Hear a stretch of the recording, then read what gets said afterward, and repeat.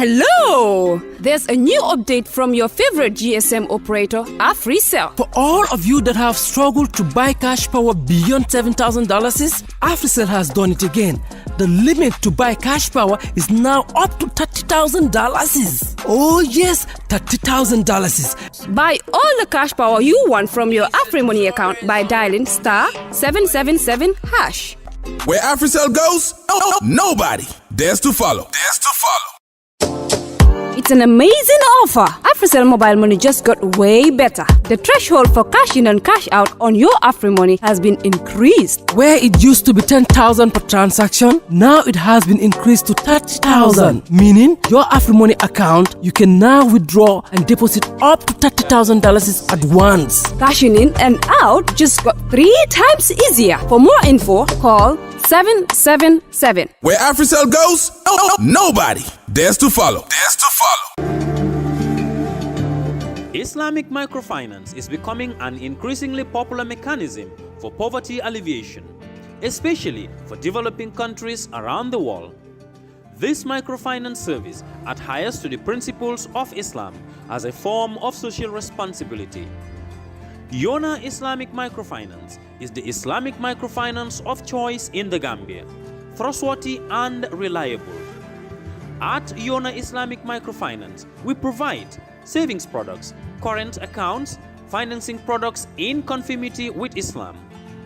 In addition, Yona Islamic Microfinance also offers local and international remittances, takaful fund, management of zakat, management of awqaf, trading and investment, and building of strategic partnerships to bring financial services to the doorstep of the poor with donor projects, madrasas, youth organizations, women groups, and farmer organizations. Make a choice with Yona Islamic Microfinance today.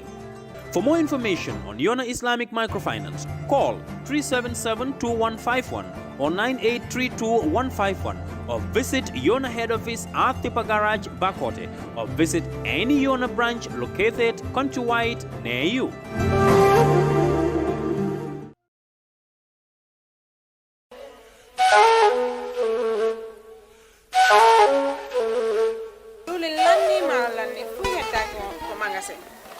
Diwli lanni maro lanni fop lanni awa jodi mi anda honno gerde ten e ngaldo sabu e ngaldo Ibrahima jonnal taw joni mi anda se yahay kapitiki nyawloden ha humpondire makko est ce qu'on non e warude waden no ane ko de Ibrahima ma ko to woni mo Amerique ko Amerique a woni kede humpitaki fi be musibe men baluwo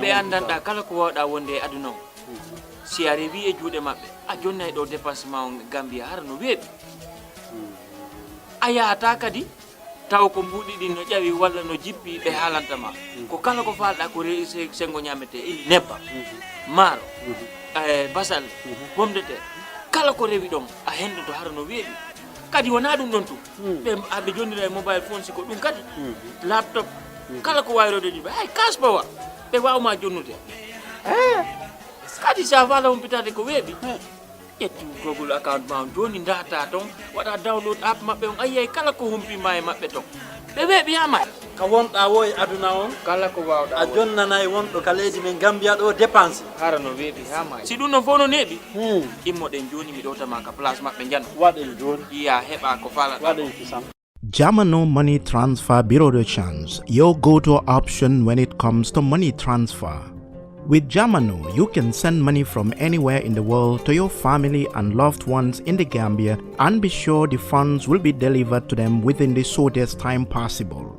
For your convenience, funds sent through Jamano Money Transfer can be picked from all the banks and multiple other financial institutions, including Ajib Bank, Trust Bank, GT Bank, Mega Bank, Basic Bank, Reliance Financial Services, and Approved Services. Visit our head office at Bruceby opposite AfricMed next to Trust Bank Limited or email us at info@jamanomt.com.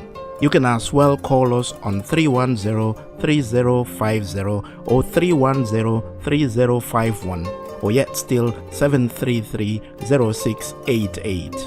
Our opening hours are 8 a.m. to 8 p.m. Monday to Saturday and 9 a.m. to 4 p.m. on Sunday. Jamano Money Transfer, your most trusted money transfer service where customer satisfaction is paramount. When you think of a simple, fast, and reliable money transfer, think Jamano Money Transfer.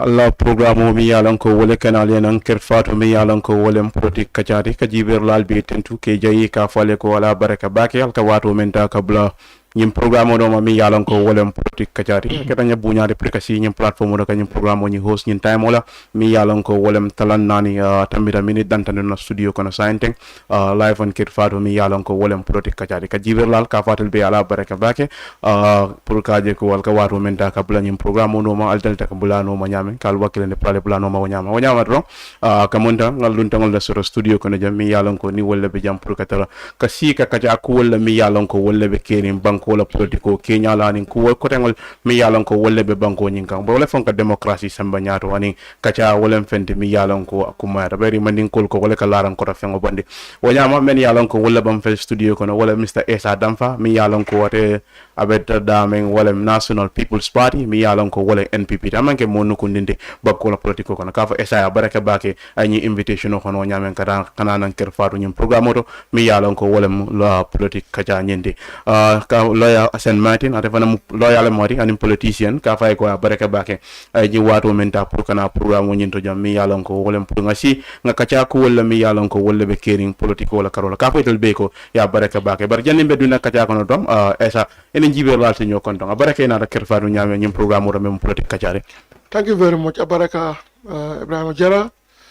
Be kerfatu the management and the staff will be content na camera mano min bijang min be masingoto kana giberal fanam be tentu ke jay ke konton ka fe assalamu alaikum o kola farang na alpha min na de platform la bi min kata lawyer Assan Martin ke kende balam ngabara dol balon nale bari amanke lawyer da mala do ko de aka lo banko e kara jamala la because 2011 United Front waro dictatorship bijang wolum wa kola ko no alota num ba ka mol kam mi alon ko ye kole sono ke num pour ka o masa kunda bonde no jak lawyer Assan Martin be contona no it's really pleasure to share the platform with you. Ala baraka baka, thank you very much. Baraka baka Dampha. Yes, Mr. Martin, baraka baka na program ro nyameng ene ji wer lal ti ñoo content. Kamu den Dampha dal dañu la. Let's post mobilize inshallah be Cairo, you know, Bambo Kaacha lo mulati na be platform oni yemi kumandi. Ko la Kaacha. Because the heat is off. The heat is on there. It's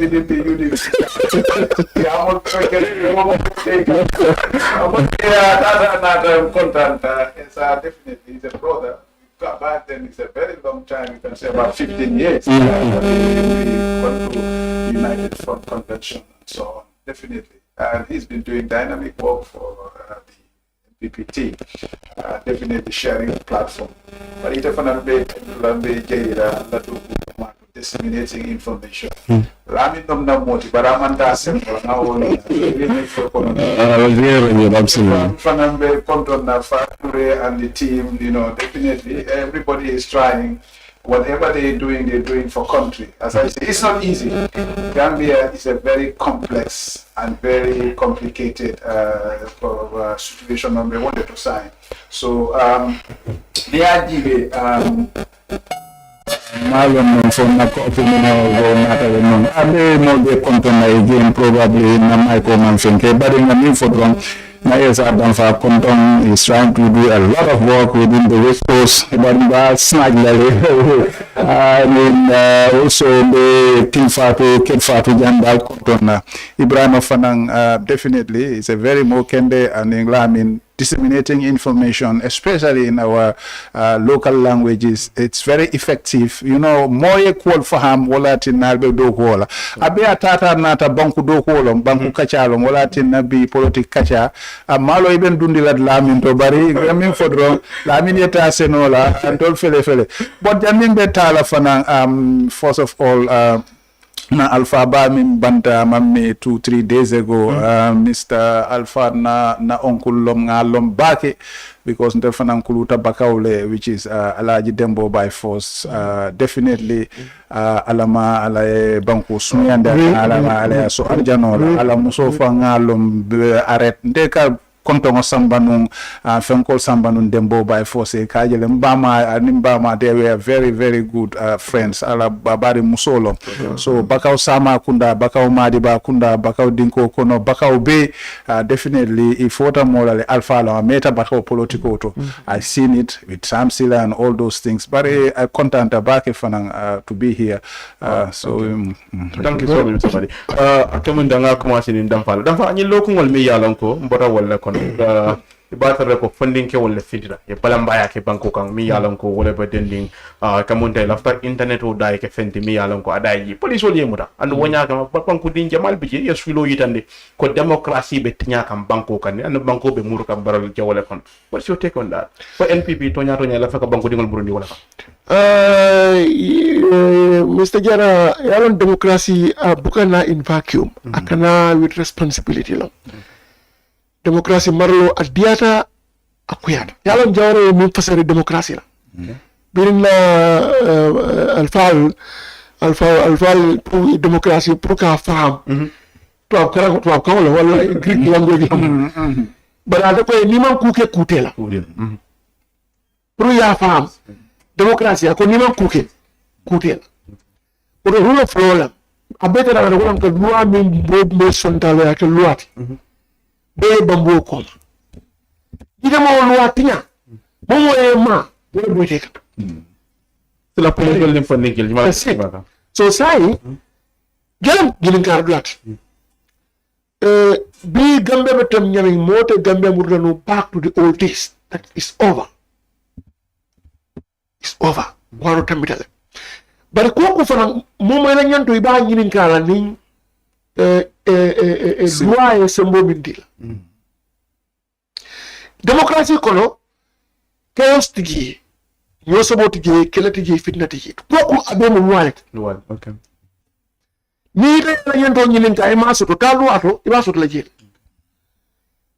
fannin kewol mi findita ko min la yento la because man ko kay ite ko ku je min man die wala ko fana ja diate reaction la ka findi katande ko nyin adiana yele wala nyin man die that's your fundamental human right bari fana nyen takala ni silol isaje ko mol kana tikinyol because police ibe mo bele ya state institution la police e manke barola institution ti manke UDP institution ti c'est state institution police bi jenne ka ben jawra la wato police bi jaya la wato barola wato bi jak ni mbaro bo do ter la jenne they serve any regime wala ka ko state institution la so ni la tele nyanto nyin kala anyinin ka within the ambit of the law confines of the law sageni mo de dun la ñor but ni ma ko to drum ini isageni law enforcement agency arsedu so bari yalla mo jamal bi jebe même fo ka wala luwami yalon ko police wol be wolta kam pour ko mol kale e kana nyim balamba ya nyinga dol fon ko malolem pour kaje man sakunda amenje ko president baro fon la man sakunda ye sembe o luwani na bay gate ko reform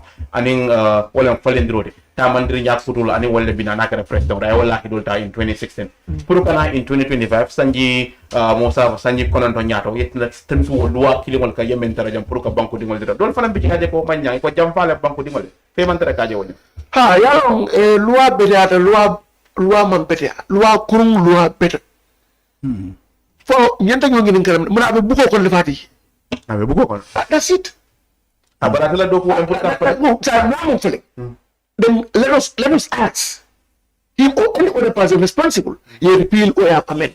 What is the agitation not? But in as much as is there, should be respected. So, but do you think imagine it's a failure on the side of Barrow and his government? Luami along with Elfonga Jako, Luani Mamberia, Kabiri opposition, Sainari, president, they're using the same law against the Gambian people. Nico Luani Mamberia is a relative tab. It's not absolute.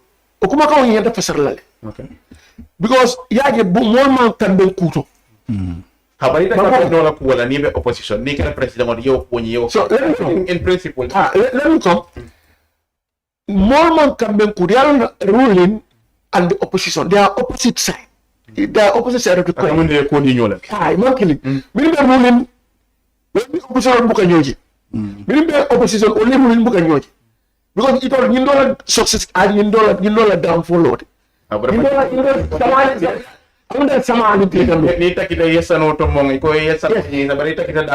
That's where everything starts. He was opposition then president. Good sama.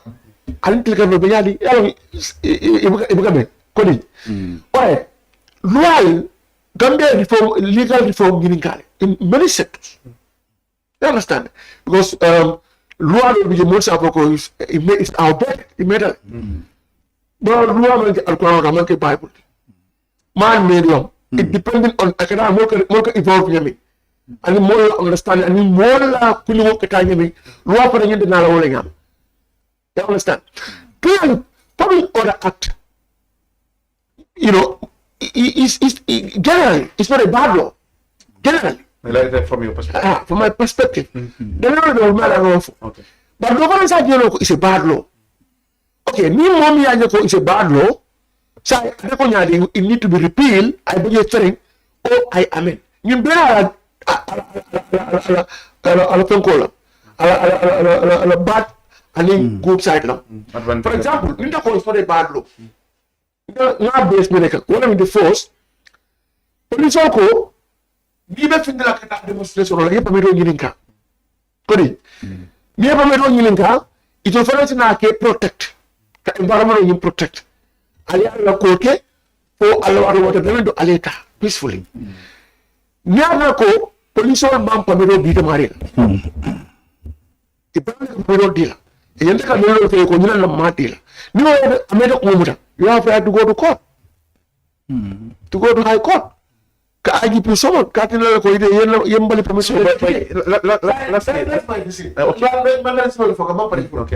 okay. Neither court be IGP command like why man permit the Essa. Now man come me court back like they order him to give you permit. Alright, is a good side, good law. Amala fi promoli counter demonstration lake wala si banku do dama clash no because there ko ku kwarete fa fi ni soka o yara doyele ana be kan da bakoka ni da demonstration e baka wo ko e kana public space use ko mo ka tambi gele ke hajo ke yekada wala ko bay. No, but many along they're calling for Luanye repeal. They also saying the police shouldn't be involved. They say it should be left like coming like a mayor notice. Police will I'm coming. Okay. Say, ni police will put involved Kokono. It's important, right? Ni e pamilo detail. It can't protect le. Well, mo kana na to break kan ibere demonstration. No police should come again. Because I don't care tinala ge accident or whatever. They can see block. Ya announce falanko. Lunkari wati kari ni solo be solo na kan wati kari mo le bina ngin ke. So the mo bina e dai ba solo use. Ya na sa gite protect. Yela kolke banko mo le moy te ba bina asoto atra problème wonna. But say ni ko okay. Anyanta ka amelle. You only need to notify police. Kavako soma, talanda kafindile. So police they have to provide security for you. But it depends on the police for it. More than arrest alongo. You don't know what they are prepared. So you don't know they are arrested. You don't know they are manpower. And that person dead. So they can cater for you. Your police staff or one body you the postal case of cater protect. At affect. You don't know how they fix that bed. Everyone is also important. You write to them formally. So to you, like it's supposed to remain. Yeah, it's right. Yeah, but need lapaka, need no fan lapaka proka repeal. Now repeal or person they'll be in position to prepare, to anticipate go. But police, they should always anticipate and be prepared to respond. But for example, let me tell you one thing. If you want to come out, Basi go to Finland like a demonstration, okay. They notify police for civil of Finland. We're supposed to go from the argument of Finland. Brigado call, they all want to do it the same, they all are not. Okay. So, if we have to factor all that. Okay. Mr. Mayor, what is the state of democracy in the country? Banko kanyan democracy la alhalo benyane. Do you think na democracy ni abe grow kaneva kata strength to strength or in fact abe jikan? Abaraka, I mean, content about Ibrahim, I mean, this politic Kaacha yung Kaacha be mo definitely wala ka banko samba. Niyaje democracy, my brother has said here, is imperfect. Democracy is never perfect. Mantima. Sorry, Fenko Bari. Ntole ka water coming ka jiokala ka fenke pur ayeta nyato. So it has to be ikafule ya guide ya fenkendi pur ayeta silola. Amanke is perfect. Bari molfana minul ka taraje. Ibet kunti kuolto, you know, they are the authority committee will be sirin je. Can you more serve? That is the essence of democracy. The parties are here.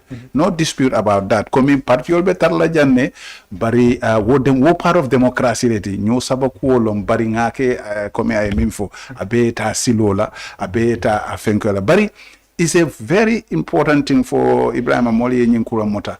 Fairness has to play. In every society kanyandi anintilingo bari afanan tata nata karfa kuolom ya lo nganyim fonun ko ni ya dindinte bulu wala de bulu ya dun esa bulu ya molo ya tande ko ni karafa kulla ni karafa na democracy la tamanya be you know nyanta tamandilale. I mean, to your point, na democracy sign ni ya jibe ndol expectation of mintunum ate ya londe Mr. Essa Lon by in 2016 kabrim ben nala ka foko be mansa fanen na mansa mini ya lon ko wole be nun jang ngama mansa kunda bondi ya jameta ngana mansa kunda do nata te fon ya londe new Gambia, new people, new slogan so be natale reform, legal reform, political reform will be natale for nata public order to fanang will be nyanta bolale, you know, these incitements and all those things will be wolwa to kafo ya ko wrong. Lua namang ase sahaya nole, bari lua fanang kadadale is dynamic. Aya fole jang coming. Lua is a man-made law, but people have to do it. It goes with times. Coming, just quickly, Janim Benara la question. Wolo muko, nyin lua Public Order Act, niya GB, they can change it to what they call Notification Act. I could laugh for ali min debate jang wolo mu timing nying. Either you can have it 48 hours notification. But wo amam balide kukilin beje lafta min my brother. The primary law, which is our constitution, which is the supreme law, it has a section that deals with our freedom for assembly. Wulatin nan tul be ka beng. Wo moma nyanna tala mobulu abetarla janne whether government borough comes next government or other government. The three fundamental freedoms, well, freedom of assembly, freedom of expression, and freedom of movement. Wole mo tankandi. Wole mo fenke londi.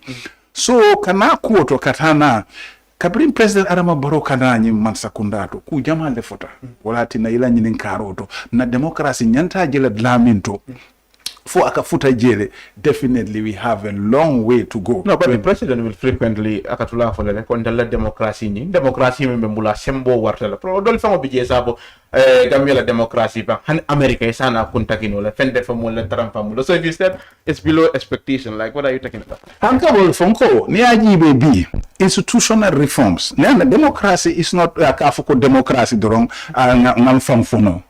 Democracy is asking for you to be transparent. Fundamentally, coming kakul kundi molma.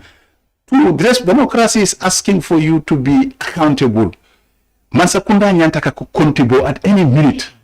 Bibi mansakunda manyana silala. Hani mo dandan nata iko lab Ibrahim itele be JBB itele mansayala ibe siri official to be. Mo dandan nata iko loftale na nyintande ko lopitano on senoto bundato. Loftale any information or tandina. Ibrahim yanta mikela correctly. Call your minister straight away, let him go and provide. Why do we have because any information that I need in government, I have to have access as a citizen. Remember, you are here for the citizens, like you just say. This is not about this. So you think coming, strengthening our democracy. President Adam Barrow has to do more. The institutions are failing. Reforms, a successful reform here. When you talk about economic reform, look at the constitutional reform. Look at the security sector reform. All these reforms are being challenged, and you know what I mean. So, in essence, so you like what's responsible to you? What hold the government? Reform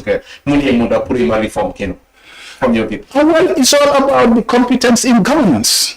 Competence? Yes, because President Adam Barrow, you have to say it.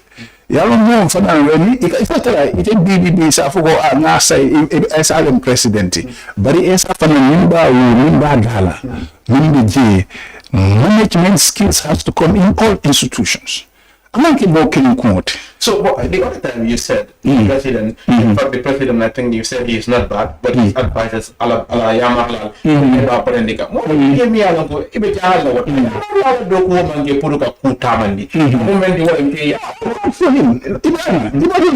comes to him. It was clear. It's evident out there. If it's only him, he's going to be struggling. That's why now it is important for Gambians today to go 2026. Let them have the right leader, because this has been our problem. So why is he a wrong leader? Because institutions, sometimes you do what they call round hole. Sometimes he will hold, like, let's for instance say, today you are appointed, for instance, as Minister of Justice. Qualification of Martin Felley was a former magistrate. So you say all that. And you marrying in that at some point be like, oh no, you have square pegs and round holes. Like it's his responsibility in the government. Like it's his responsibility as the president to choose the right elements, the right tools to work. But maybe if I use the English, but you choose the right tool to put your block okay. Maybe Abajaleko Essa is a regional leader, whatever, around West Coast. Let him do a fine job. Even if it's politics, it's politics. But if it's governance, it's a different ball game. Ibrahima, it's about administration here. Some of these people, most of them, they let him down. But again, he has to take the responsibility, because he himself, he is struggling. How many now, Gambia? Look at Gambia. Do you know we are in a state of crisis? Religious people, police,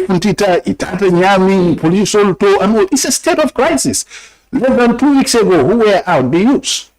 You know, this country now, if we are not careful, you understand, we have to make sure. It's all about common sense and good judgment. As a leader, there are fundamental characters that has to be with you. Your vision, your character, I'm sorry then, but your vision, your character, your good judgment, also, your thinker will be nyanta kamlale. So nkajere, mafoko fenke, katale. My friend, 10 years until ngajere ko abe struggling na. Bari mo fana minu ba dala, mo dol ma ko square peg round holes, dol beje ifankum nafa. Isa nyullone, dol beje ifankum ko leto. So we were so it's black. Don't be gay. We'll call them that go down concoleto. Ila tamol be. So you like essentially the country is not moving. Banko mantraka. It's a crisis at this moment. Look at what happened. Ibrahim, more you call from outside. Talk at the Nadiama Amanke Nidia quote. Tell me, until Amanke Nata to dia quote. Let me make it very clear. Until before we come and sit down here, we make our research and we consult a lot of people. There are a lot of pillars. Minuyalonko B, Dolbe Konoto, Dolbe Banta. We make chat with them. I don't come there and Nidia quote, Nkombe UDP, Kuolefola, Ombe President Adama Barrow. Although I have my experience and all those things, although we have our organization. Are you rolling in 2026? No, not for now. I don't roll out anything. Let me just it's a Martin Quere alone. Alone go cool man Tamakam. And you know, like a molde sort of man secunda. Yes, I get a campaign manager. Then I'll try, maybe I'll run. Before I run, I come in that go, you know, cool man Tamakam, Bango. I know probably Martin the Mamanke politician Motimenka Nyimpo. Boy, nothing is working in this country. I'm a politician or do my babuga. If Barrow said he's constructing roads, Akabe Silo Doku, and then Karamam Baraka, Molde Batar, and Domoro Mansura, then nothing is working in this country. Femantara Tamaka, I call to you for the face of Tamaka. Ah, you know what I democracy because more opinion of control. Each and everyone, you are entitled to your own world view or your country view. How you view things, you know, is normal. Someone get like you white letter, and I don't know it's black. So, but it's like what you will respect as your own right perspective. So, perspective, view, the country is moving forward. Back. I have my reasons. In all sectors. Nga korsi mbona mundole. In 2016 alone. 2016 around April 14 and 16. Bring more in fact, before then, as a journalist, me and uncle, you know, just to apply, just to apply, arrest. To apply the money, me malco so right. Apply, arrest. Me the 14 and 16. Me naked. Ali me naked design. If I come to also, me naked. The ones who get arrest. Within 72 hours, but how long also came out? But he brutalized. No, brutalized. Kunung Malagan yer kibaro bonde, musodo bi ave diamakam police la brutality la ako e kibata la nyeko nyae saya jele. Domandi mbe fala. So in fact wakame yitandi wala komo jamal ka membo wala even the recent call meni kede ka membo wala police wala beke to diako itika banko dingol tilimbal yala ni wo kusi fal nyin nata nang. So if you say in the contrary, I disagree because maybe be near Limbalia, you have evidence. Go to health facility, let them check. And they don't compensate. Okay. So be woman for him by me around Kabakiri. 1, 2. Now Alpha by Alpha Mr. Martin. Ako banko mo be findika. We don't have to wait. Go more be from more se pa express. Freedom of speak fast tama. Point ba. Say ni mo findire mo fana ko one of these crisis in the country. Mo findika. Go mo le findie from me man die from. How findo kuma hada fatala. That's it. Kuno mo ba kana ni wala man die ka jolta ya min. Express. That's the plus to the government. So, but let's look at that's a report. Gambia, the safest country, the fourth safest country in Africa. Fourth. President Barrow democrats and good governance and all human rights records. It's always going up. So, but do you think Barrow? President Barrow, to me, like, he is more of using his discretion to rule than Proka Sembe Luala. Probably not Sembe Luala, men Banco Nigang, Banco Dingol Bantura. What is stopping him from doing the men Nyanda? Puruka Jego, Falindrol, Gami Alonco, William Lual, they come Martin Bemen highlight can take. Constitutional building is a process. It has 10 years is 9 years is enough. It didn't be a young 2020 draft again. It did not move. 2024 draft, but because it came for Waleko Barrow didn't want it to move. That's it. That's perception. Imam Barrow, I'm not cabinet. Cabinet yellow suggestion of Peleko, they pass it to Parliament, which is also an independent arm of government. Understand? So and they are not on the juris because minimum section 91 they are deleted. Deputy Kuka did it for only on your own accord. But more, honey, my So, but do you think like the President Barrow came like Sanji Sabah nyanda ka reform beke? He went for 5 years. 5 years he pulled Sabah. For 10 now we're talking about 9 years he cannot do those reforms. Genuinely, do you think the government itself, Mansakunda Nyimpan, where they are Tonya political program falling? Sanji Sabah falling not a necessary instrument.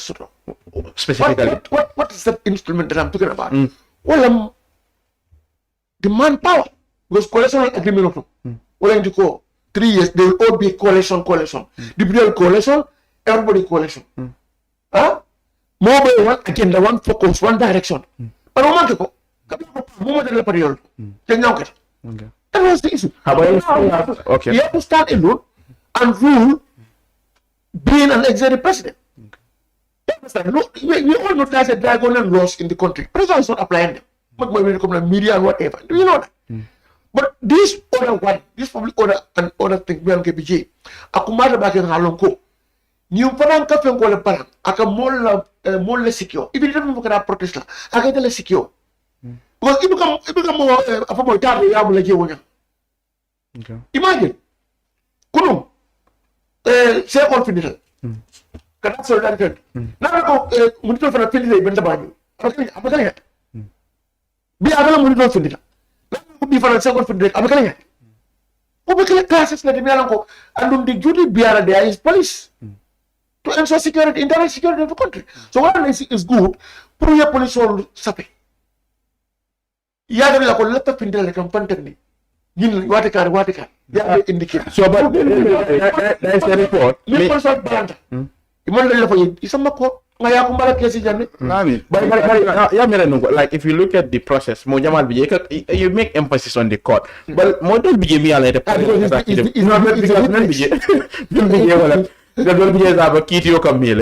and probably it will patient you sort of put at kitty or you may balke bulak when you know my neighbor kitty on your banana. I think more get Jamal be any corner, they don't want to take that. What will be at the state of anarchy? Lawlessness. Loi democracy ko singriber sabara bekere kodi mini ka loi da ani min ka loi enforce ani min ka loi interpret you bear the check and balance loi la processo at trial no minam because akela mo tonya nyindo na atafo ay judgment okay odo nimbe kala citizen no fam be nga resort to law any redress nimma sawala fam ta symbol wala ko dan do kono malut la nyim falin ko the government probably iboitale pour que la load la ta falen drol e ko be menkele e makino after 9 years that doesn't change the narrative falen drol be kerinde wala mende e be kerinde that's a lot of changes here now do le fam for it be because security reform being for security reform when we said reform niko falendiro do kupunda we not seeing me on the street ninna bana mbitakan what we seeing is the reform should be on paper efficiency aning ala tamandrinyal be nyanta ka jele katara wo bundal nyindo that's what people talking about here I am not seeing what is on paper national security policies aber kibaro that's the first time kibaro ka security policies in place okay so maybe more government they are not for events okay but there's a lot of changes happening in this country okay but some changes are happening, but changes to the worse. Not to the better. So what changing to the worst. In the Kunundro, I'm what a banjul. Almost 3 of 2 army officers. I picked them up on the streets. I know the police. What was the police was? I was born in the police service. Anga kununjele. When Botumo Tubabul Bijang, what was the police force? All these so-called ministers, many of them interior will be, we live in barracks. I've seen the police yesterday and the state of police today. When it comes to security, the state of crime, crime will be mean to be Gambia Fananga Jele, is very challenging with this government. This government is not pulling their weight. Amanke anything to Tonyale for Dronga, he's there to defend whatever it is, but Kujamal Fanang Fotare. The public order Kafuko don't bring that confusion. Brother Essa, you see there are certain things. Don't be seen in BBB, not at a B, Mbedoku wala jang. whether at a hotel or I am a farmer or I am, at a factory or whatever. To say that we are not happy with the working conditions just now and 10 of us or 20 of us go out and sit down under a tree, do we have to go and consult a permit? No. As far as Kairobe Tim Makang, meaning that ndol funtitale mammo block mbesiri euro koto walantatale siren what they call sit down strike or whatever, as long as it's peaceful. Yes, Cairo long escorted natara police on nata yataraje, let it be escorted. This was an absolute coming together. What kasilong bang ndenga fenke mbena fenkole sotola or whatever. We don't need to say that in our democracy every minute you have to consult the police. No. That is definitely out of order, because you want to ibe tala fo ila kulio ila fenko be you consult the police. So they have fears that new woman are getting insecurity. That's why I say that I can support what they call a notification act, which is it has to take some few days. That is, if I feel that being tell after no more funtindila be, we want to come out, you know what I mean? And we feel that maybe our coming out is not going to in a football field or a better park or a better dulale block, or the most important thing, if it's a possession march, let's say I want to march against drugs, youths using drugs, abuse of drugs. Okay. Now start from Tipagaras, left Tala for Westfield. Obviously, probably I might be walking on the highway. You understand? So I can notify the police. The notification act can have what they call a 48 hours notification. At least, police or when it comes to permit. We've seen here time and time again, people used to apply for a permit. They are denied for no good reasons. Let me be clear here. For no good reasons. Look, as long as my mission is peaceful, the police should not waste any time to say that, oh, your permit is granted. Like he just said, policeman power and police schedule also. So, okay, how about the police also saying, okay, we just enforcing a law that is in place. And then we cannot leave that law idle. The law should be amended. Before President Adama Barrow, we know that Gambians have been complaining about this Public Order Act. Now he's saying even if we maintain the law, even if we maintain the law, let the law be amended. Lua kadadale. Yafoko, signing, we can make it a notification act. Now we can put the clause of 48 hours or 72 hours before you go out. And those, it is not force for anybody to say that because of you have to go through the notification act. Remember, your right to peaceful assembly is a fundamental right as stated in the Constitution. Section 25D has stated it. Actually, you can go out, even the word protest. Sometimes you don't even need protest. You need a coming together, which is fundamental. But how long can we explain this? So do you need everyone obey anytime? State House J. President Barrow Moga Mol Bendi je wo tentol to. Aka permit o sore.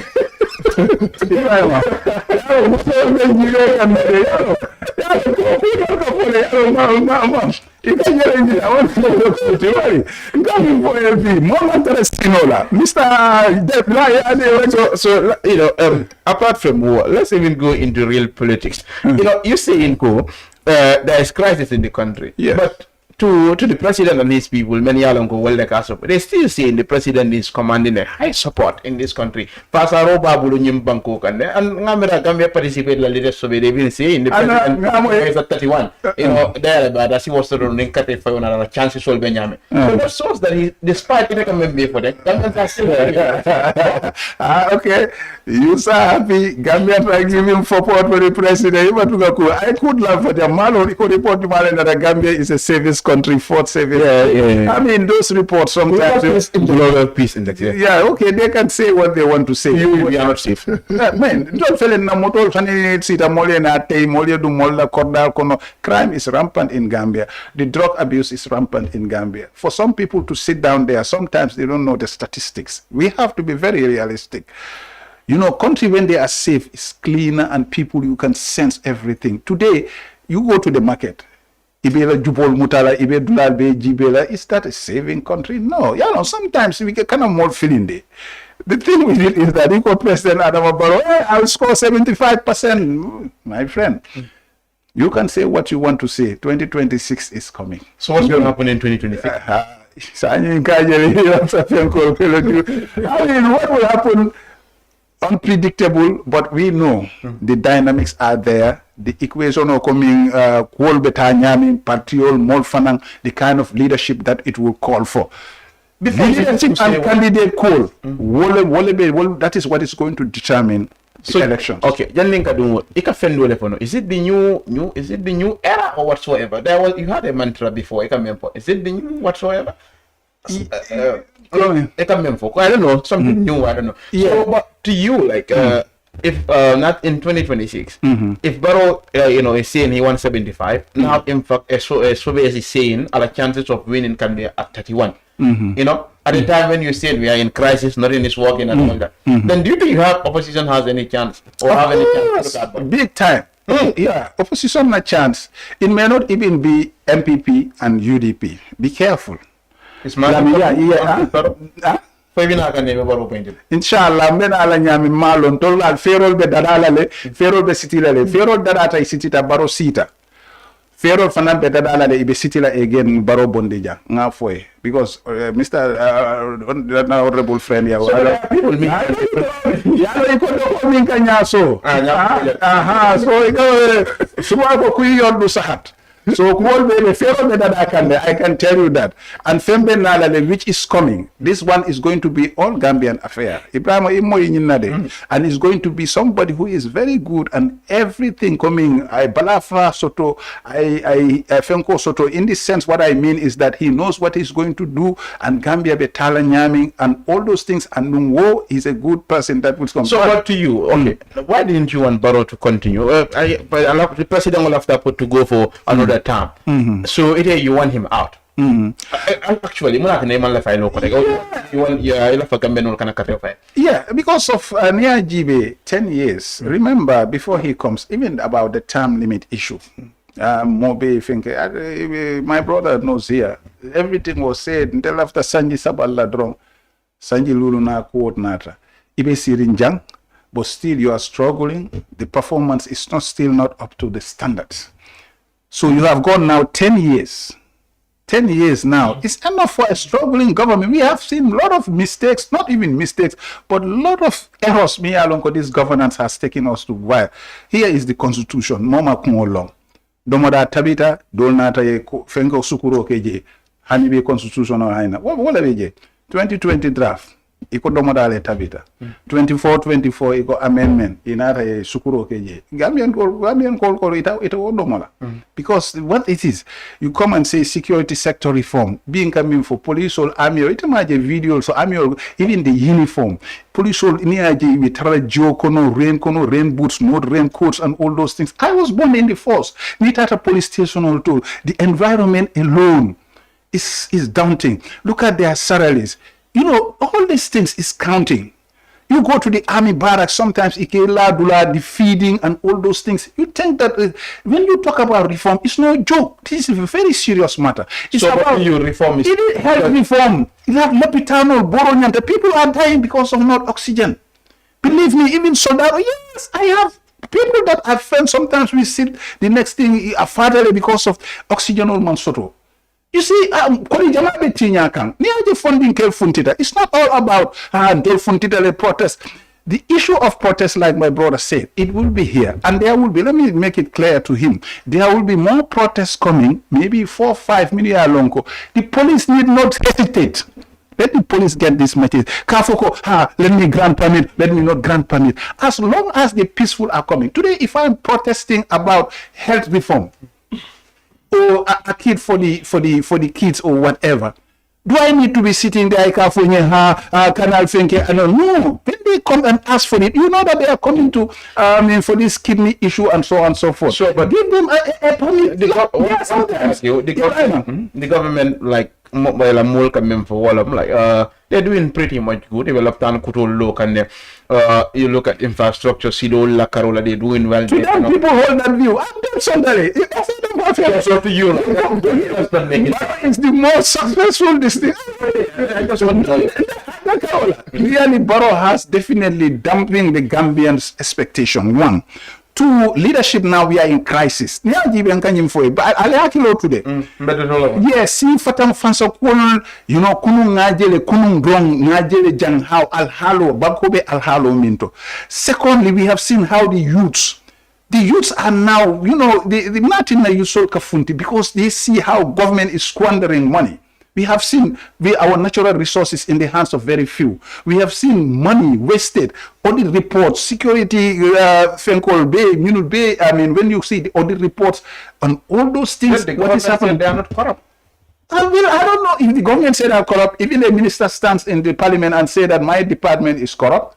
What is happening in fisheries? What is how this land allocation? Please, I mean, it's easy for us to talk, but the reality is out there for Gambians to see. So what is the reality out there? The reality is that Mansakunda is enough. You 10 years, you can still stick there. And I know that the Gambian solution, let me make it very clear to the Gambians, is that it may not be with the UDP, it's not with Barrow. The Gambian solution is going to be a perfect united front on all Gambian affair that is coming to solve our politics. Ibrahim, our politics has been haunted. Was it in America or so? That they work. No. Kabiri sita jang Jamela time 2016. Oh, Jame electional be win I had done the amanit campaign ola ntol fembuka. Jame sita jang nem contented the campaign la. If Barrow sitting down there about for hand 75% so Aben Jubo Kono. My brother, he is so all Gambian affairs. Yeah, Mimbe Nala. There would be all Gambian affairs. Is that you? Inshallah, I'm not coming for it. Alaji Bedrom, Kube Tabikan, you know, we are going for calling for an event which is coming to happen probably sometime. It's a national event. Sometimes some people will say like, you know, model budget. Let me just, you know, model come in for Silo. Okay, but they'll be like, okay, I'm for Martin companies without support. Yeah, Sanji Kilin, Essa Fele, Nika Kono, Modo, Tomo, Adam Baroleti Akana. So, what man? No, more than a wolf. Go and see that. Yes, sir. 3 months later.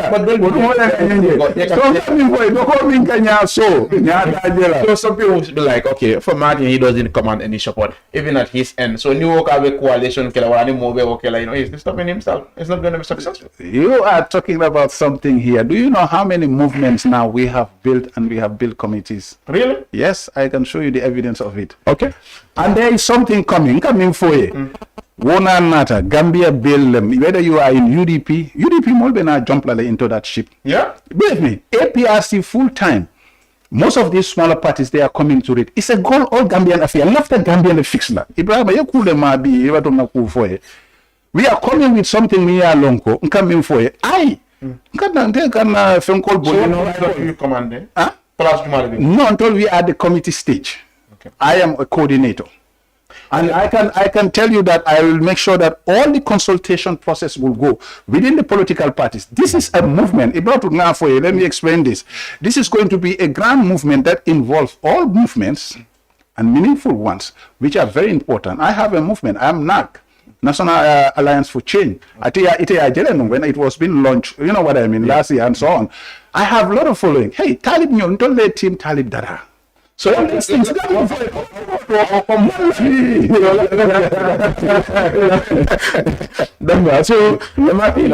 you people out, I'm gonna let Allah Mansakunda continue after 10 years. You know, I think Barrow said before it out. And yanda namanji yanda kemanyaka karte fire. And I go cool lebe banda mul nyabe benjeka. Maybe after what Allah manda be wawara. So he's even saying quarter, you know, it doesn't mean no mobile bending. So it is quite like. The perception me along the president here was sort of come go abeganya it ever middle kidney better.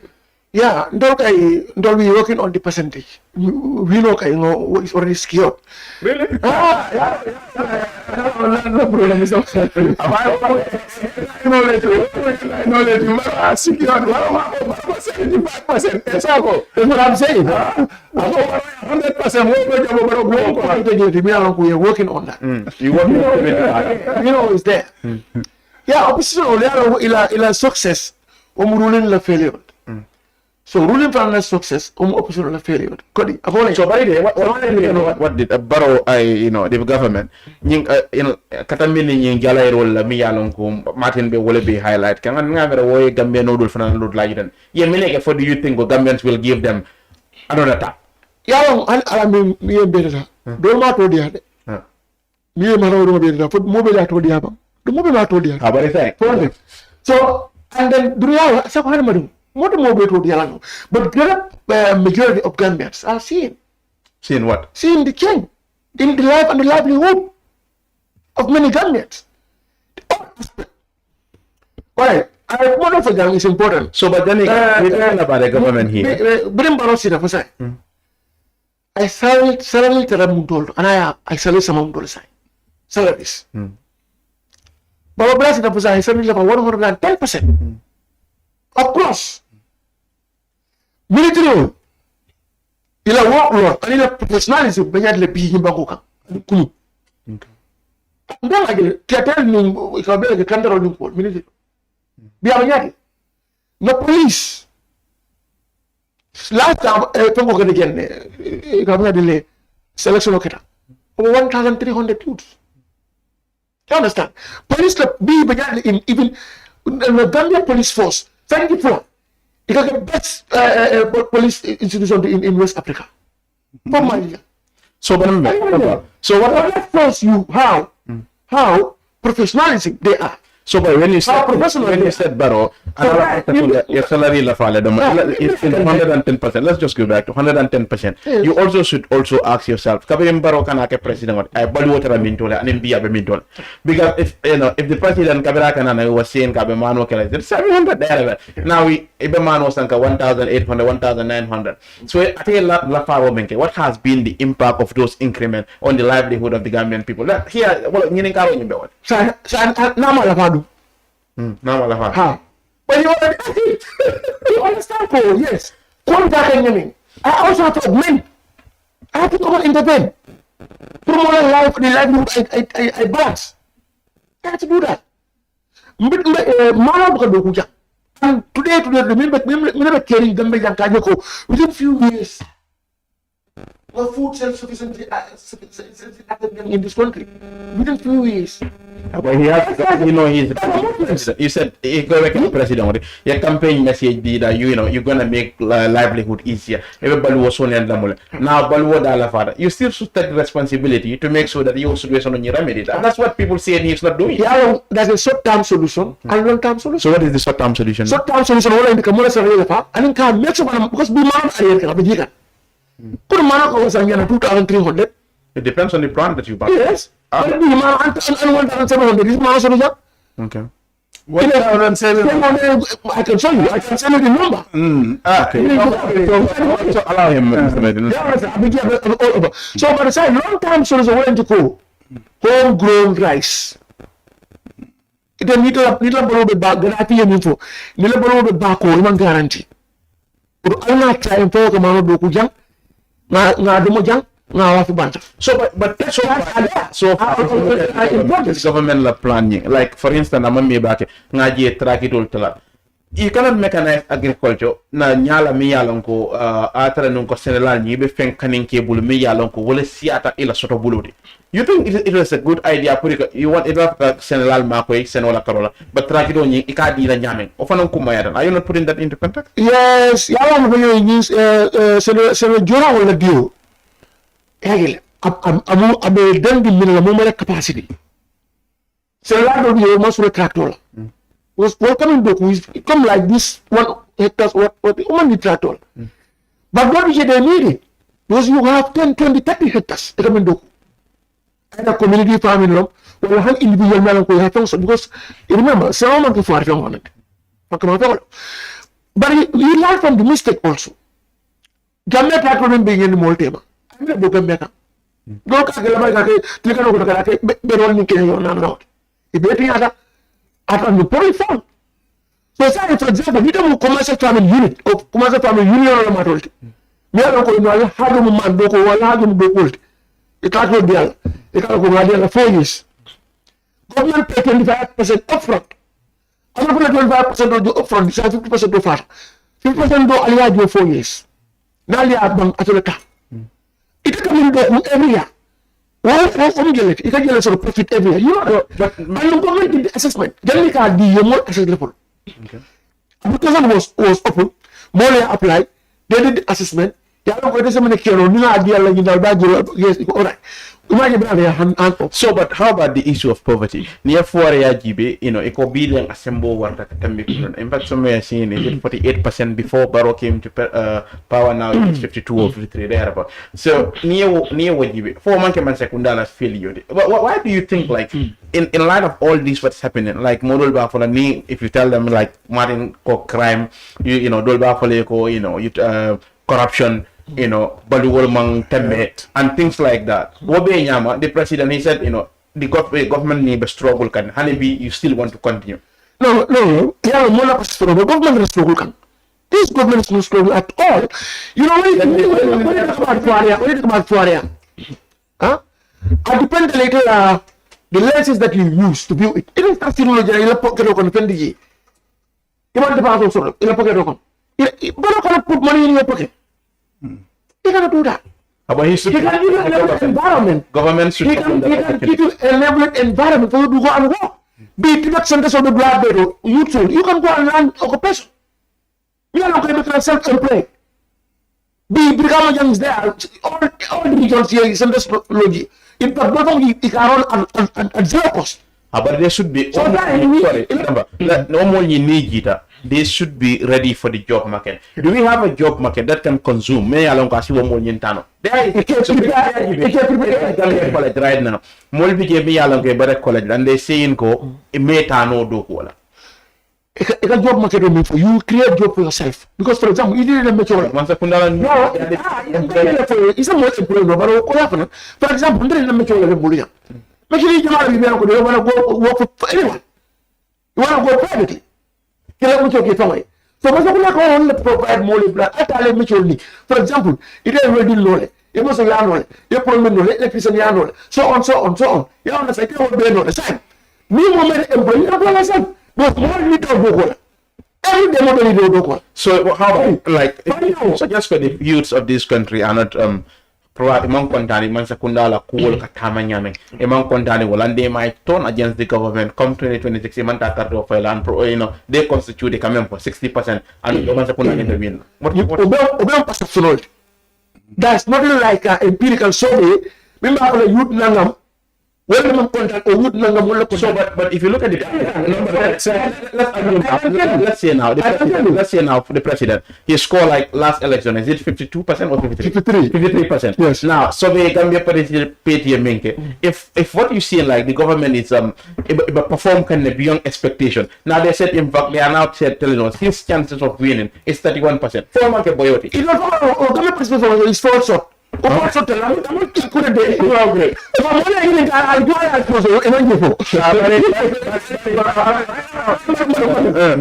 yeah mole ngini kaddo benji ngera bosi ya ngini kati lado ika jwala sponsor akala la ko mo ko ngini ka ika hani it will talk a compromise yes compromise no mo ko ngini ka jwala for ko for ni sobi e mo ko defo I andu so do se place milkenum ika be fa wendi pile simpenke you know ika be fa mi afo so to you let's say Dabo and Barrow who just command the popularity ni ajibe banko kan ite fe jumala gana popular Barrow that way say popular than amanke Dabo there's no opposition political figure in this country from any Barrow contest no Martin la ñu alternative ci nga still at the faji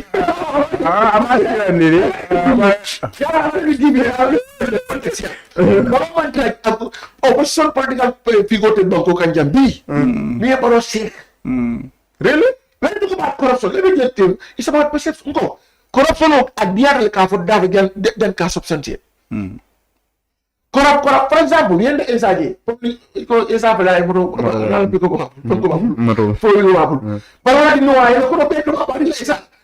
Martin ko de Essa no ngela ila de for mela. Ama mo so mo se mo mabul. Bi afla mo ko ni for ba di no la mo ko no be.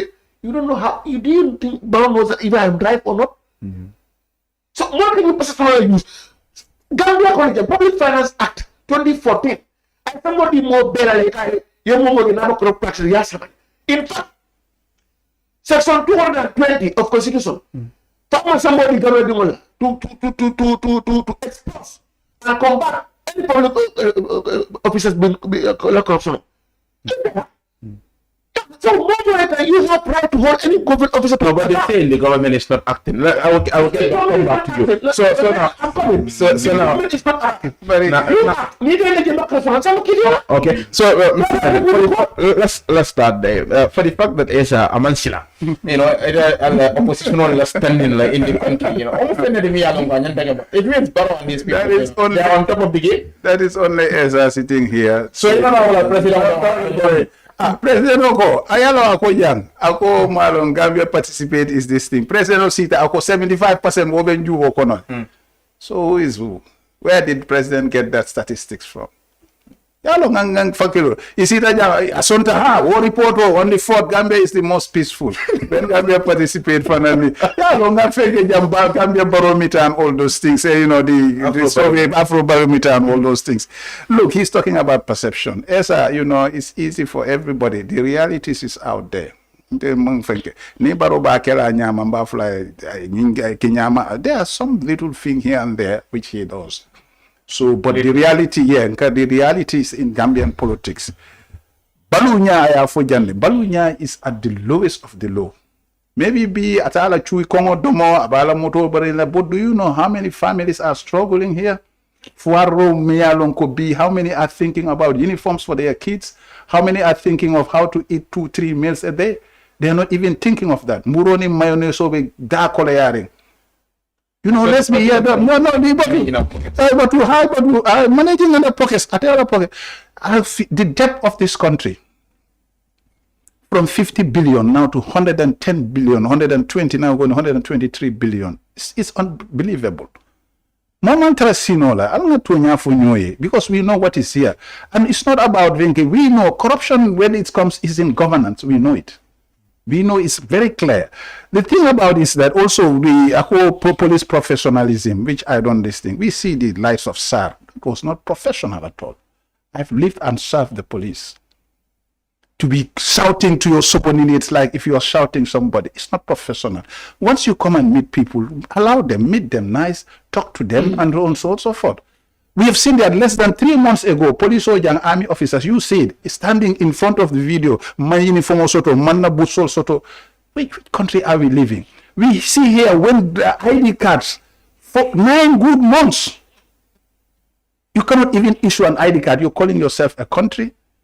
We've seen here a country that is now going to outsource issuing ID cards abroad. When you and I need to put ID cards for I have to be hustling for 2 months.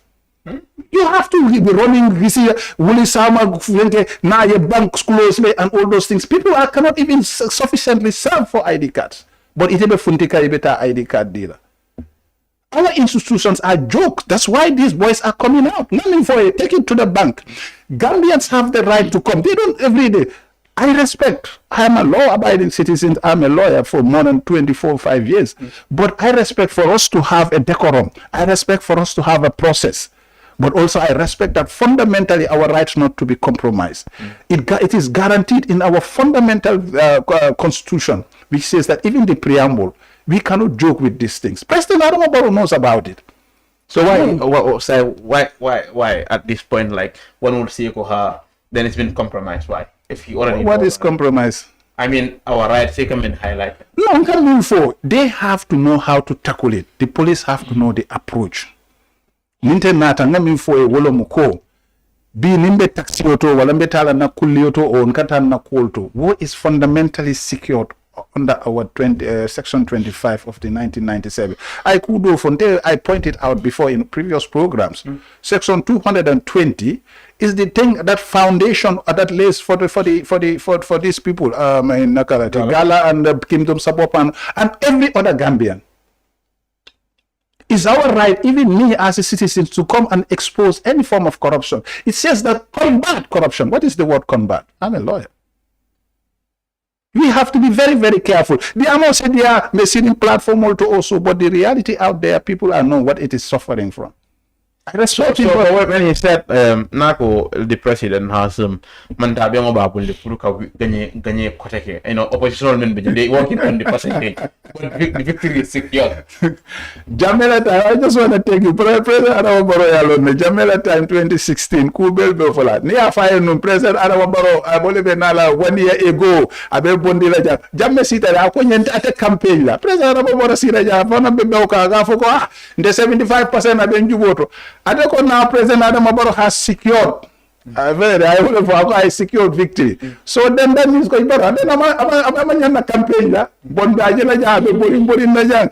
The officer yele la jang, the bureau yele la jang. Al musol fenal fenkel dongol ke and so on. Why then? The youths are happy. If the youths are happy, go inside the youths and tell them that you are happy. You are there chanting with them. You know what the youths will do. Look, come fun meaning. Let me say this, and I go with due respect and all other politicians. Some of us, we build our organization to deal with any politician that is coming to mislead us. I'm telling you this, it's a fact. Because mol batatale, mol nita nini mani domo, tantan kosu domo, leka bena chin, tega sabar, riti, ika wolle fenke. Politicians do fool people until we are completely out of that game. So now, in a plan, well, to propose coalition or whatsoever, like, how do you plan to change the narrative? In fact, when you said Ibrahim nakulol bete for la barinka cooking for it, be ready to make sure I can tell you this. No coming for it, believe it, because I have put the potential in Minke already. I have secured a lot of venues me along. Let me give you this hint. Because people know who I am, not me. This is not about me, it's about our organization. So but some people will say, in fact, Martin, the person that he relies on this Bensouda, and now Bensouda we have seen it yesterday. Kunung Bensouda ikoya so anytime you speak Mojamal Bije Martin is with Bensouda. So now Bensouda has applied. No, I am not with Bensouda. Let me clarify that. Okay. After Moleko, you can do the but in a call about so I apply to a UDP flag bearer. That came like literally a month when you said the old guards to step aside. You said Haliban Usinu Nyandeka Jenke Karale Siro. In fact, that didn't go down with some of the UDP members. No offended on I counter. Yeah, you're not part of us. Thank you so much. Do you still maintain that stand? That should go and Haliban? Definitely. Look, we don't come look at the Amuna Nidiala. We also do our research. We also do our consultation. Let me tell this. I've worked with UDP members. I've worked with lawyer Usain Udabo, Honorable. I can tell you that back then in 2010 or so, I've sat with him discussing a lot of things that to strengthen the UDP. Sometimes this 2016 UDP couple. First of all, then Bolo say Lamin Saddam Nola, Bob Toure Nola, Lamin Saddam and all those things, Lamin Silanyol and so on. Niajing and President Adama Barrow, most people don't know him. I met him in New York. Ibrahim, there is a long story here. But until we met in New York, Elder. That's where now I'm President Barrow. By then he was Fenkera Natalie as an ordinary member. But at the end of the day, Sabobol Fanan Ketare. Until Bukalafi Abe Fola. He knows I was. But Kukaka for a drone, UDP, you touch something which when I discuss about UDP, it's about a stakeholdership. Because it was a mansakundato, like how President Adama Barrow came mansakundato. But what we are asking for, the third option, which is the United Front, is coming. So even in Karoto, Bensouda Lakuo, let me say this. Bensouda was UDP. I came out. And he's yes. By that time, Minatina, I endorsed him and I fight for him. I built till Talib, Japale Talib. But doesn't mean that is for his re-elections. But Bankola Al-Halo to be, let me tell you here, hear it out. The candidature of all these so-called mayors, chairpersons, or, even respectfully, lawyers in Dabo, is definitely a problem for this country. Let me tell you that their candidature will be a problem. Gambia candidature will be a problem. Let me tell you that. If you bring lawyers in Dabo, the narrative, like the President Barroco, I want a rematch. There is a narrative there. Look, we have already calculated all these things. But if you are for his opponents to say we want a rematch, it's very no. Is it? But it's not normal for us. Okay, it's not so normal. You already made up your mind. If Dabo should meet, of course we are going on the third option. Don't we already make it clear? So you mean when you? We are not even waiting for UDP or MPP right now. Gambia, for you, like you already made up your mind. If Nathan Barrow in Dabo, then Barrow is going to be. For me, Barrow meaning no. Right now, Barrow survived in 2021. Right now, there is a third option, which is a united front that will come and take this. Believe me, this thing, because Gambian more facilitated. Gambian, they learn their lessons. The polarization between UDP and earlier you said the old guard should step aside. Now you suggested the Usino Dabo should go. In fact, you mentioned him. And because you already research on them, we see that they will not help. Some of your research. That is that they will not help, because what is there? There are chances of winning or changing the situation is very slim. Let me be clear, because we've seen them. So not Bensouda. Somebody is in the UDP who can be a neutral, a unifier can be there. UDP, because you are now going into a deep something that you want to hear my voice. If I was to help UDP, I will help them. If I did that with Talib Bensouda, I told you I worked with lawyers in Dabo in private. Back then, 2016, we sit down and exchange. If I to see the best of UDP, definitely that's my goal, to see UDP. But UDP now, they have an internal crisis which you are now trying to bring here today. To tell you the point blank, coming for the candidature of Lawyers in Dabo, you see what it's going to bring. A lot of people, don't finally make research. What is at the APRC? What is at the GDC? What is Gambian people's view about Lawyers in Dabo coming in? And what we research we have known, we don't want a repeat on the narrative of 2021. Secondly, we've seen the kaburu and the internal fight. Yankuba, coming to say things, Talib being, what I mean, another thing there, Rohilo being another thing. So all of them, they're not helping the UDP, because it's going to bring, some of these people are tainted, and it's going to bring a fragmentation within the UDP. What the UDP can do is for their benefit, not even they're in government tomorrow or in future. There are good people like the Lamin Sanes or the other ones. There is another one, for Jumalo. But we are also working on the research. But that is their own internal thing. But we don't world battle.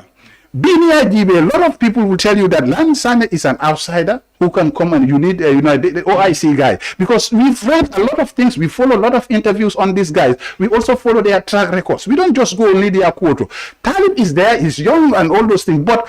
And yesterday, Lamin, to tell you, I was following a lot of UDP forums. The women that's talking about Talib's issue when this now right Femkoika Mufoteng is thinking. I have lot of audios don't call Talib Teng, Anyanta Fenkelade, Anyanta Fenkelade, Fire Kufumale Fulafo, all those things won't make up because Nipabi laughter, you know what I mean, Pabi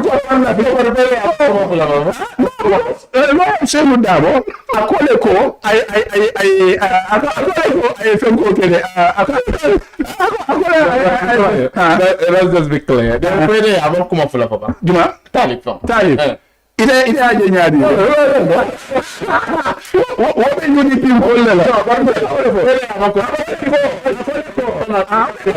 clearly, they are a straight shooter. Ibele Komu, you left them. Yankubalom, Rohilom, and Talib, for instance, whether they are fit for the purpose and so on. Gambia is in crisis. We need a crisis manager. But at the end of the day, it all Bele Komu. Ni ba usay nuko Allah fitale. Kon lafita monya no ma golbe kon don man lafi.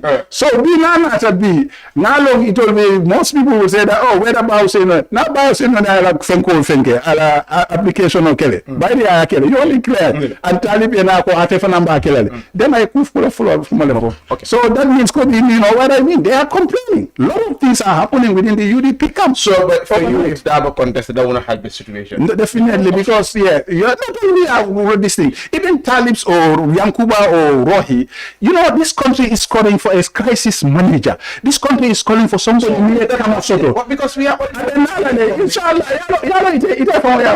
maybe it will be one or two out there. You understand? We have to build them.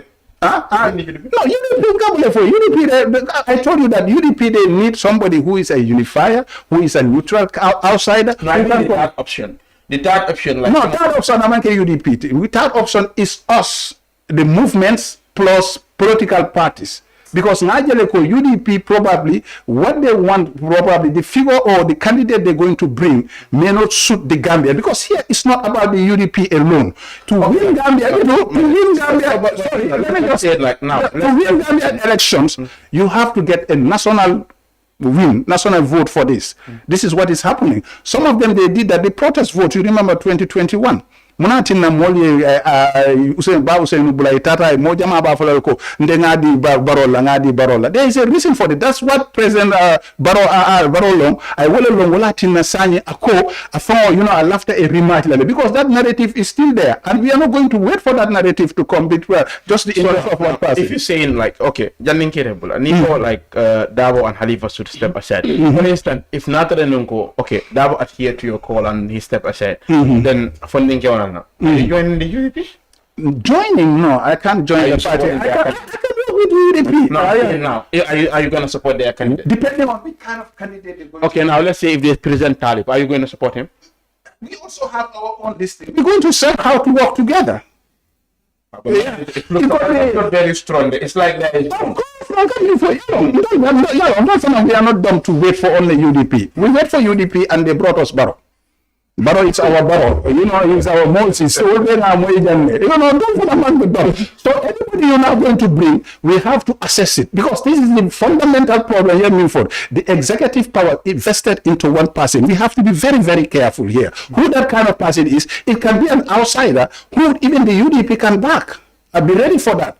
Probably because it's not about what the UDP wants.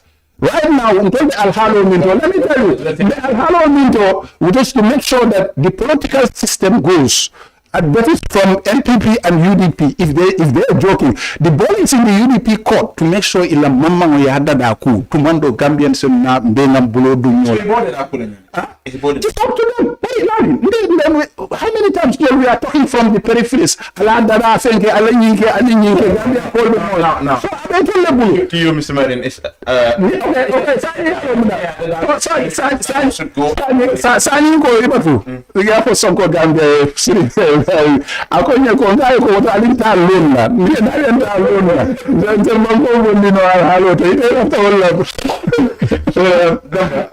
yes, Akamunda, Miyajibe, well, I don't know whether you want to say anything about, but if you look at the election, Miyalonko Wolekana, Mojamal Miyalonko will NPP, well after Puru or Dabo, but Dabo recently in that we make a West Coast, Ako will be miscalculation all that. He cannot be underrated in this country, and a lot of Dabo that left for a month and Takatambi Molpera, and he got that respect across the country, and Gamma didn't want to bullet country of a barrel.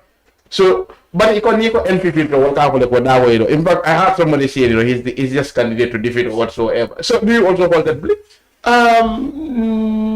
No, I don't buy the idea. I really don't buy that idea. Simply because, tell a mirror. You remember Momo bundle of B. Momo bundle of B. Honorable Usain Double Clara Umari, old Betty. La Clara old Betty. Yeah, I have my reasons. I love that one. I have my reasons. So, like, Momo it's not about regionalism, based on a particular region. You understand? For example, but even if you bring Talib, it's only popular in KMC. It's only popular in KMC. Yeah, go to West Coast and ask 2 people about Talib. They will know him. Yeah? No. We see 1 or 2 people advocating for Talib in Brikam, in West Coast. And notably Brikam. But you got that because Niajibe participate la sope wala manda. No, it's been compromised. No way. Because really got the source of your fund, So where are they declined to disclose the source of their to know the credibility of the because are you expecting the political blow? That's it. Because not very careful. India preamble for this survey was sponsored by this.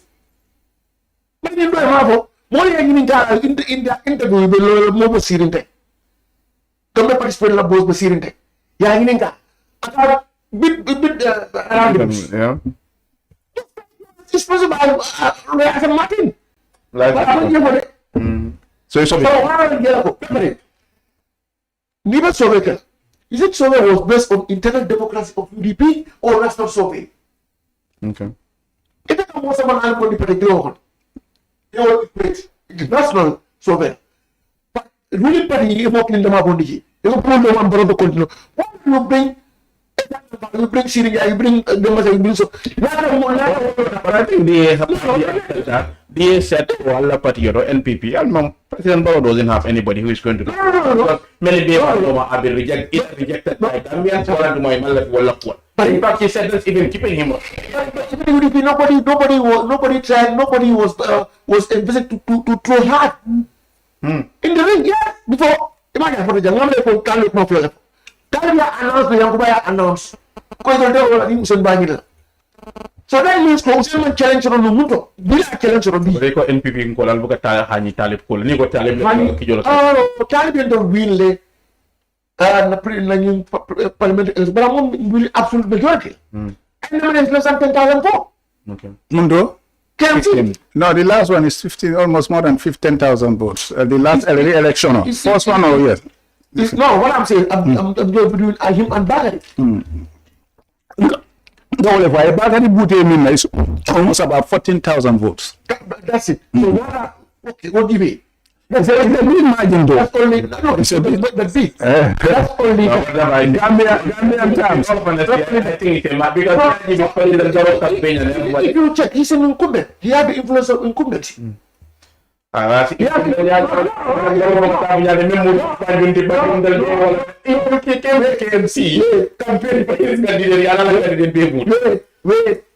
you know that the council are the close authority to the masses. You know that?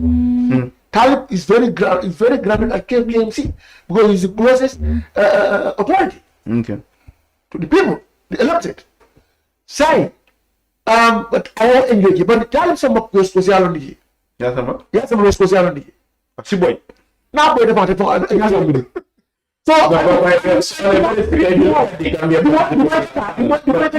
if you look at the Gambia participate in the research, it's even saying the contrary. I think places like Zirin Kundao, Bensouda is getting popularity around that. Kundao is his roots.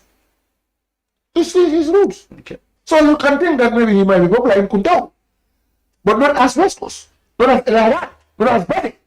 You never know. You never know. Somebody with a 10% chance of winning across the country, yes. You know, you think that party is not.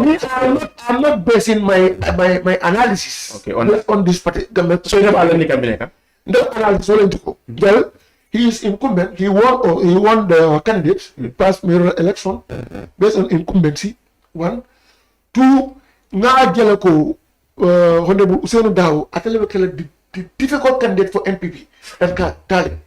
Because you know, Itara Dawo is a household name in this country. Anywhere in this country. Even 15-year-old boy knows him. You understand? Talib, you go to many houses to talk about Talib. You have to resell Talib. You resell Talib to people. As a national candidate. Not KFC candidate now. It's going to be a national candidate. So you're going to explain who is this man? Well, so those that the many along the president. In fact, he wanted to step down initially, but I'm more sort of within the NPP ranks. me yalon ko ba replace wala he's still clinging to power I hamos pro ko lo ko de no you know don't let patio sangi lulem ay sangi luleke mansa patio e 5 years leke mansa abate sangi tan ne ka baro no amo so amo sa dulu kan dele patio ni malo do en bi alo ni wala ka bato ni 21 kala ni 22 so ni coalition lo if ma andi tat option ni wal na bam yet la be muta banko be ko tat option ya ma yatel se boy don't know the coalition ko ni fa mo understanding but coalition like in this same way coalition kili wona la do ya mo tal boy okay let me tell you one thing go bi ke jam ke situ ke wala ma ke message dig na wala ko ay pare ay na ay venter ay no ma dina nit ma fi mo mi ara ko ne ko ni ngo ya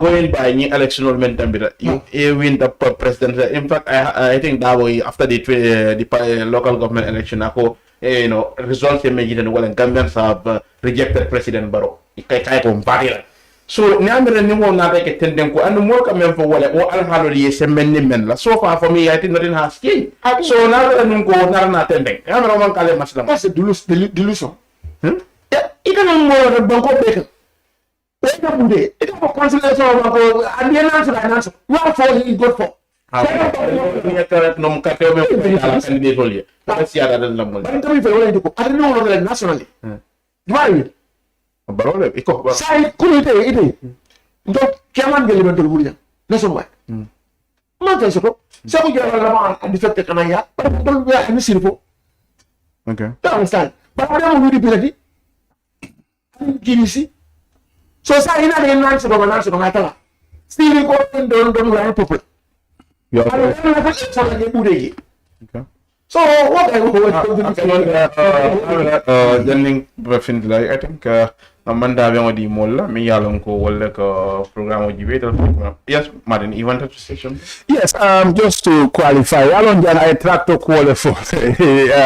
Ibrahim, malo fo ikata banjunne. Barota dale ay tractor landi magati July 22nd square magati square landi je sama be kana hani bi tractor be lorinje over 3 months yalo sometimes you ite kam inda ko be political la tractor mi nyanta tala sama be kering hani bi tractor mambo jana ibe magati square sometimes you think you are fooling people. Let's be very realistic. So you so fanana ko just be nala you saw the raba can Gambia jang. Jobs is employment is at the lowest of its low. So as I say, people are observing.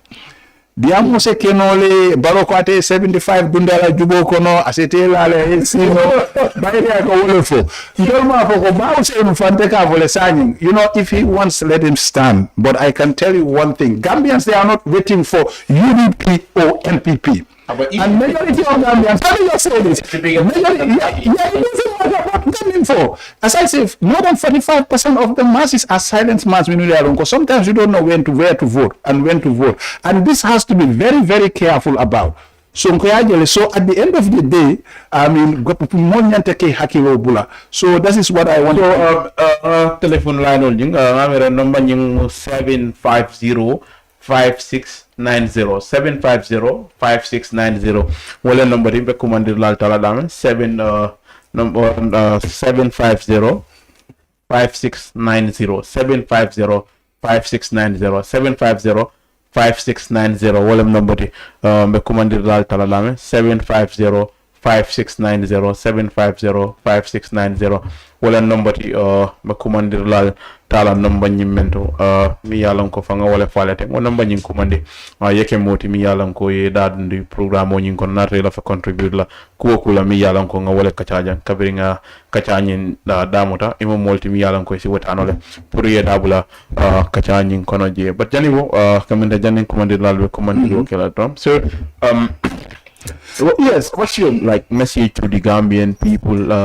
Ning karte fayo mi yalan ko wala ya nyate wala ko mi yalan ko wala be den bank wala fa mo ne fa bank di man. First of all, police all fanan mi youth sorry, Mr. Mare ngamira ngani commander lata. Hello. Yeah, Ibrahim Jara, this Charlie from New York City. Alright, sorry, my number. Thank you. Yeah, how are you? Good. Content. Ayo. Dari kita itu bandar itu semua ini list dan yoga dia. We need you here too, man. Inshallah, ben alare. When the program kan, anda kita Dampha right? Yeah. Kalau aku lihat dari kita itu dia hakimnya koma. Ya, aku memang lagi hakimnya koma, no. Untuk alam mo hakilon la. Eka ito mo ko le. Many very Politic Act before 2016. So on the time. We have a system before 2016, including the Politic Act. So what is it? It's Gambia coming the four Gambia. Okay. Ikan mempunyai sengketa kumi, dia itu jalur tenda untuk mengecek dengan untuk menghargai dengan leti. Ulah kalau dia nak kauki, ia tu orang yang nyoba ini kami nyoba nyoba. Ulah nak polis also, ulah nak kejo, ulah nak kena informasi, ulah nak kena sama polisi, ulah nak kamu polis dia itu sendiri. Ini tu orang kamu itu sendiri, orang itu masuk. Akan mati musuh, Ibrahim cara musuh, bagaimana kalau polisi orang musuh, kalau presiden baru dah pun orang kuat. Masa kini nak kita singkirnya tak dalam dengan pam. Ini tak polis, dari kita polis kalau polisi orang dasar lagi itu itu orang ni. So akan mati mulia. If you are demonstrating, you go to police. Tell them okay, ni tak singkir, dia ni tak ada singkir mana. Ia udah di luar kau nak dalam ni boleh. Kalau kamu ikut singkir itu, singkir ini mana? Six Avenue. So police orang kita sistem ini kalau motor dan sistem motor lalu, ikut okay. Dan nak kita kamal selalu kita ini polisi orang bisa ikut terus sama lalu pun kita nak pakai. Orang bisa nak kita kamal itu kalau semua kita kabel sini saya buat kalau kita waktu polisi orang kita perlu kana kabel sini. Jadi yang itu kau dia ada semua dia akan kena. Alright, thank you. Kita kalau begini kita saya ya ada Muslim dia nombor dia dia ada Muslim ni mau pada dia tak ceku nak kalima saya ni ada dia desa sama dia ada kalima alikakan kamu curi komen hati ni tahu dia kan nganying komander lata lain hello assalamualaikum waalaikumsalam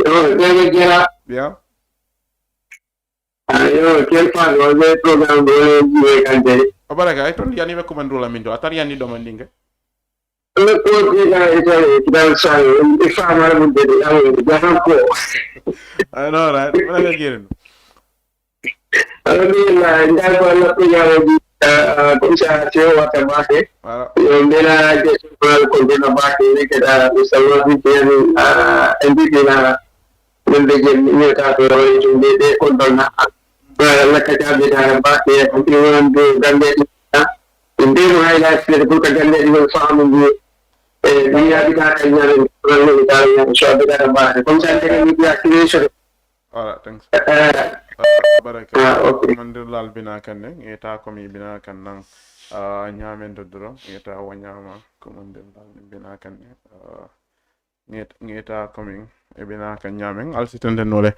ka komandro ke minute fula walantuma saba ngal dundi programme o nyin kono drom ka ni me yalanko walam minute dantan drom wala tuta me yalanko wolle be jibiro ke kan alsi komandro ke nole ko dake hello assalamualaikum jara ke bahasa dalam ni kontong na ila platform mol de kontong ya sabale ngejo yo na Alhaji Martin konton ya Martin nga Essa Dampha nang konton ay bien muy kana ko ture konton nye aba mo la Mr.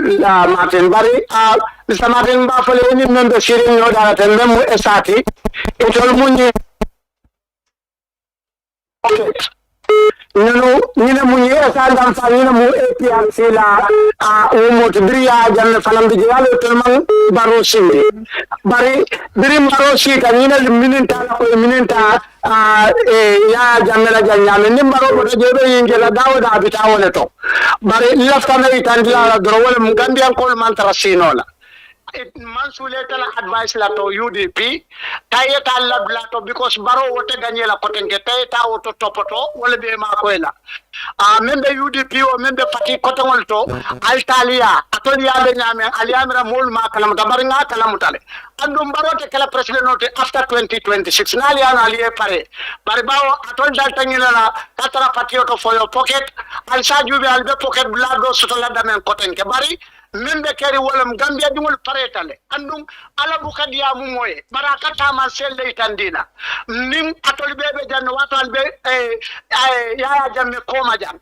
wato bila sita tama selu mem fintita ala be itandala barani palanjete lumona tala sitale the man is going and nasital bitada men kata nun kunun jam wota kala jam ko denke al delta o sunya rodi wota pale al men Commander, look, you need Kumandila, but let's be we try to be as nice as we can. It's just political kachala me yalanko. We do it. Purukana nimbanku di wale kachala. Yeah. What has changed? It only see him kulokas.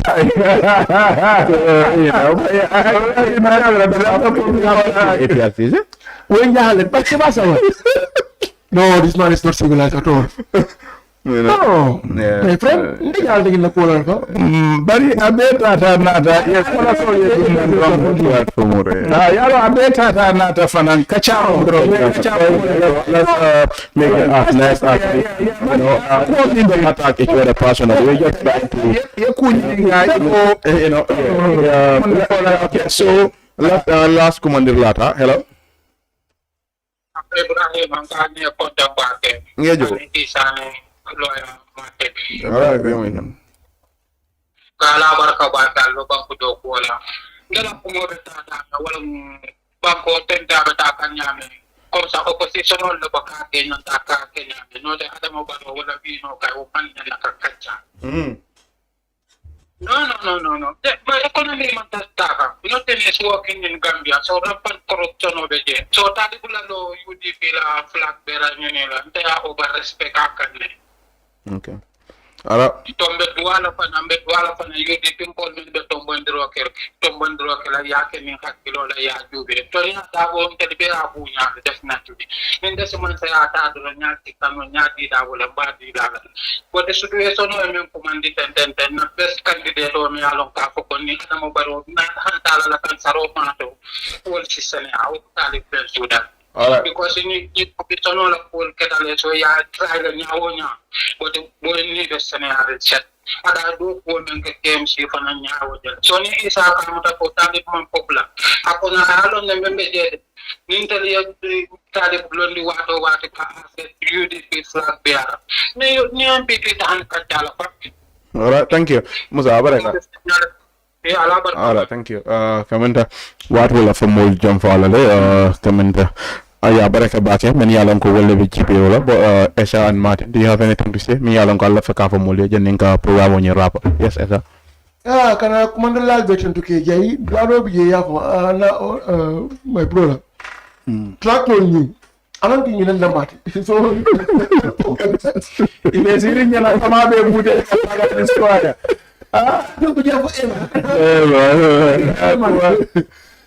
So I'm like to block again. Maybe you're wrong. Ndol mafoko luala amendment on another repeal. Atuna gambe on lebu and deputy ni lawmakers. But now I'm budget for that. Ndoka jele now budget still. Fanya the confrontation advocate la fanya the law abiding citizen advocate. Nina mo kachat. Amanti ko kava fanya the repeal la o mangina more drought discourse. Yeah. So we maybe discuss all of Kenla Kabuji. Yeah. So Janim Arpilla. Yentam Malangadi. That's what we are saying. Yeah. So my honor call at Kemasa will not put up Jamaica Language. Be an Apollo more than 1 million. Maybe I shall company. But I told you if you are still by Nokan, so I'm not enough for the control.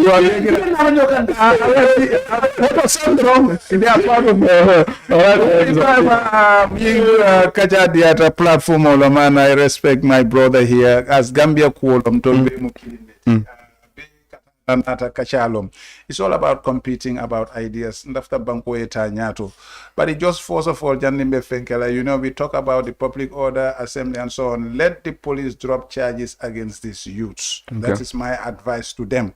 Because I cannot tell someone mean fain and they don't know. So let them be careful as a legal man. If you look at the circumstances, as I say, some of us, we are here to guide and shape our democracy. And number two, I will advise the youths. It's not for me. It's not for anybody coming next president or President Adama Barrow.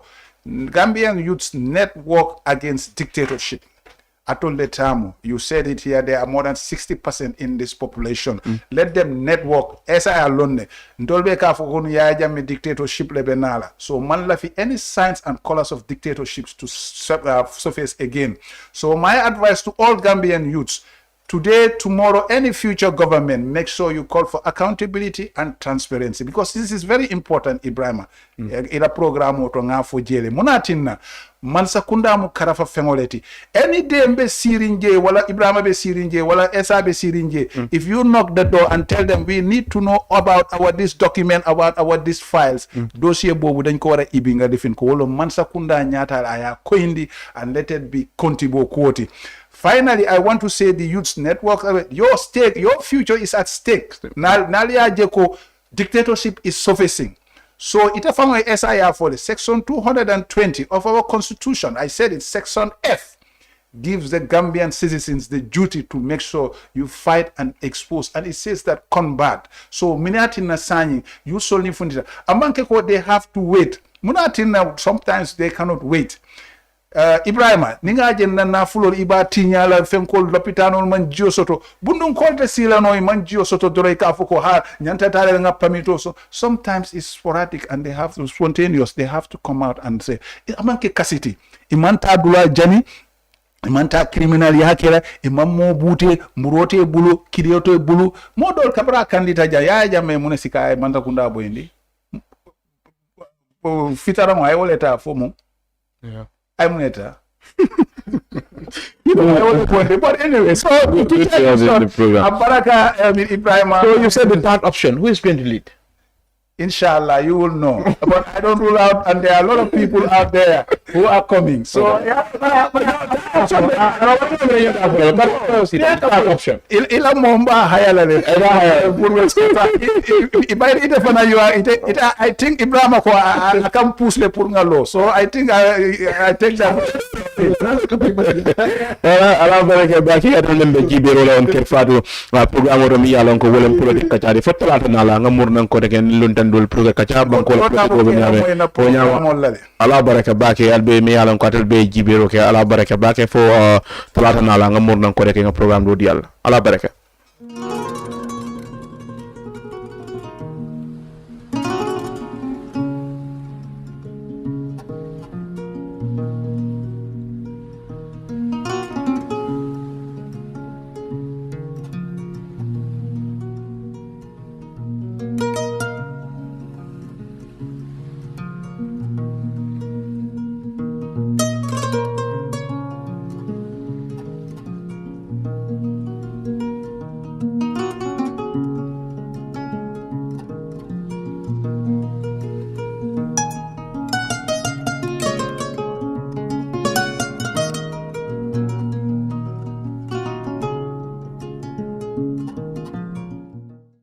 Hello! There's a new update from your favorite GSM operator, AfriCell. For all of you that have struggled to buy cash power beyond $7,000, AfriCell has done it again. The limit to buy cash power is now up to $30,000. Oh yes, $30,000. Buy all the cash power you want from your AfriMoney account by dialing *777#. Where AfriCell goes, nobody dares to follow. It's an amazing offer. AfriCell mobile money just got way better. The threshold for cash in and cash out on your AfriMoney has been increased. Where it used to be 10,000 per transaction, now it has been increased to 30,000. Meaning your AfriMoney account, you can now withdraw and deposit up to $30,000 at once. Cashing in and out just got 3 times easier. For more info, call 777. Where AfriCell goes, nobody dares to follow. Islamic microfinance is becoming an increasingly popular mechanism for poverty alleviation, especially for developing countries around the world. This microfinance service adheres to the principles of Islam as a form of social responsibility. Yona Islamic Microfinance is the Islamic microfinance of choice in the Gambia, trustworthy and reliable. At Yona Islamic Microfinance, we provide savings products, current accounts, financing products in conformity with Islam. In addition, Yona Islamic Microfinance also offers local and international remittances, takaful fund, management of zakat, management of awqaf, trading and investment, and building of strategic partnerships to bring financial services to the doorstep of the poor with donor projects, madrasas, youth organizations, women groups, and farmer organizations. Make a choice with Yona Islamic Microfinance today. For more information on Yona Islamic Microfinance, call 377-2151 or 9832-151 or visit Yona head office at Tipa Garage, Bakote, or visit any Yona branch located countrywide near you.